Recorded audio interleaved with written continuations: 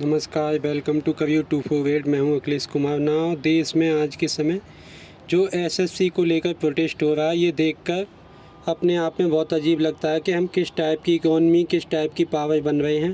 कहने को all together हम दुनिया की चौथी सबसे बड़ी इकोनॉमी बन गए हैं, मगर भारत में सरकारी एग्ज़ाम को लेकर जो मिसमैनेजमेंट होती है, जिस तरीके से लाखों कैंडिडेट पूरे भारत में तकलीफ़ से गुजरते हैं, डिलेस होते हैं, पेपर लीक हो जाते हैं, फ्रस्ट्रेशन होती है। आपको इस टाइप की मैनेजमेंट मैं आपको बता दूं, शायद किसी देश में ना मिले। जो आज के समय हमारे प्यारे भारत में हो रहा है ना, ये अनप्रेसिडेंटेड है। देश भर में हर साल करोड़ों बच्चे पूरे भारत में एसएससी का एग्ज़ाम अटेंड करने का प्रयास करते हैं ताकि उनकी सरकारी एक नौकरी लग सके, मगर एक के बाद एक हम देख रहे हैं कंसिस्टेंटली पिछले 10 सालों में एसएससी के लगातार स्कैम हुए हैं। 2017-18 में आपको याद होगा एसएससी सीजीएल का पेपर लीक हुआ था, मास चीटिंग हुई थी, पूरे देश में प्रोटेस्ट हुए, एग्ज़ाम कैंसिल करना पड़ा, सीबीआई की इन्वेस्टमेंट करनी पड़ी, रिजल्ट 3 साल तक डिले हो गया। इस सब की वजह से एग्ज़ाम सर्कल बुरी तरीके से डिस्क्रप्ट हो गई। उस पूरे ब्लंडर से हम लोग कुछ नहीं सीखते। बीच में कई बार स्टूडेंट कंप्लेन करते रहते हैं कि जिस एग्ज़ाम से टाइम में वो जाते हैं एग्ज़ाम देने के लिए, वहाँ पे प्रॉब्लम आती है, कई बार कंप्यूटर सही से नहीं चल रहा होता। और अब तो देखिए 2025 में हद ही हो गई। एसएससी फेज 33 एग्ज़ाम में जिस तरीके से मिसमैनेजमेंट हुई है, ये देखकर पूरे देश को मैं आक्रोश है। बच्चे ट्रेवल करके कई किलोमीटर दूर से ट्रेवल करके एग्ज़ाम सेंटर पहुंचते हैं, पहुंचकर उनको पता लगता है कि एग्ज़ाम कैंसिल हो चुका है।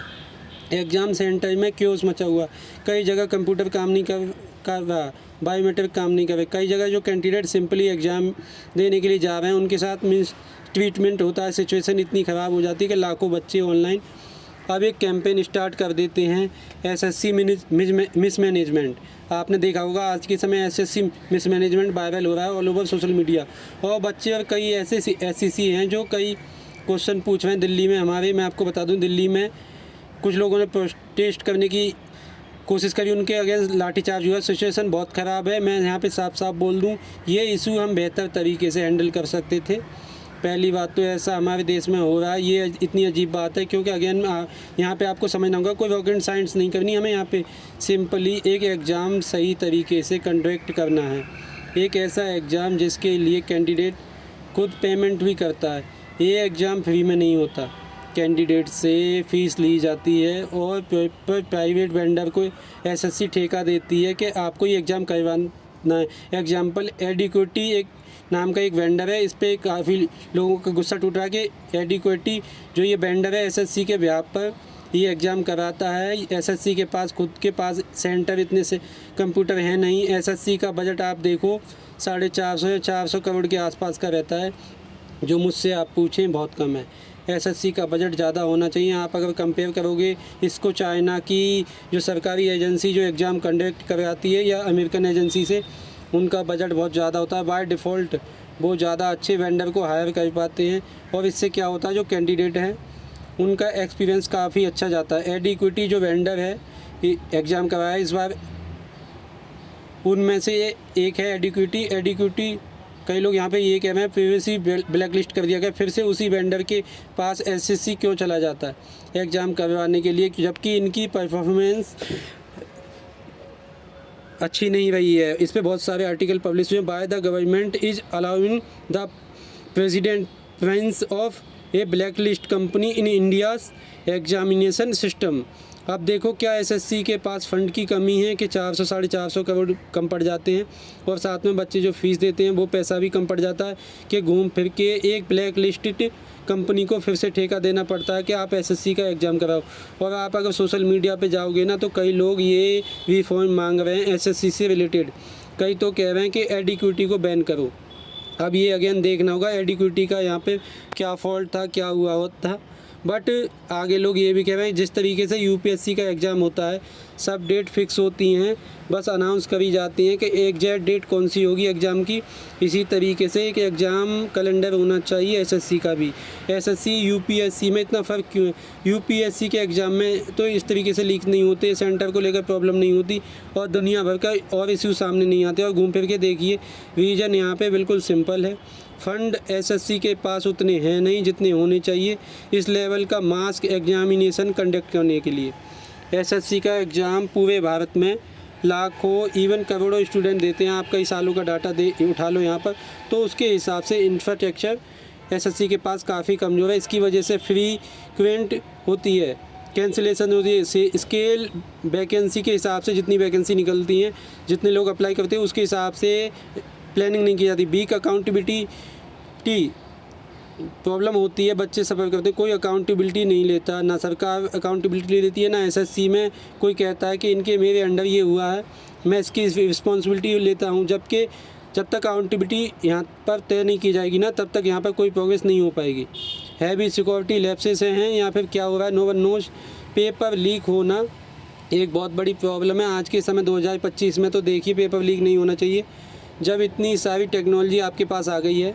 और दुनिया में मैं आपको बता दूं, मैंने यूएसए के कई जो गवर्नमेंट एग्जामिनेशन होते हैं वो चेक करे हैं, चाइना के जो एग्जामिनेशन वो चेक करे हैं। वहाँ पर पेपर लीक बहुत एक रेयर ऑकरेंस होती है। और जबकि इंडिया में आप देखो, स्टेट बोर्ड, एसएससी, आम बात है पेपर लीक होना। वेंडर की मोनोपोली है। एक वेंडर जो एग्ज़ाम कंडक्ट कराता है वो घूम फिर के जितनी भी गलतियां कर ले, अगले साल भी एसएससी उसके पास पहुंच जाती है कि ये लो पैसा, एग्ज़ाम कंडक्ट करो। तो जब तक अकाउंटेबिलिटी नहीं होगी, डिसाइड नहीं किया जाएगा कि हमको बेहतर वेंडर चाहिए। और एक बार को ये मैं यही कहूँगा, अगर ज़्यादा बेहतर वेंडर और पैसे मांगे तो क्या हमारे देश के यूथ डिजर्व नहीं करता कि वो इम्पोर्टेंट एग्जामिनेशन अगर अटैम्प्ट करने के लिए जा रहा है तो एटलीस्ट उसको एक डिसेंट इन्वायरमेंट मिले। ज़्यादा कुछ नहीं कि एग्ज़ाम देते वक्त कुछ पकवान वगैरह खाने, बस बेसिक जो कंप्यूटर है वो प्रॉपरली काम करे, एग्ज़ाम सेंटर पास हो, सब कुछ ऑर्गेनाइज तरीके से काम करे।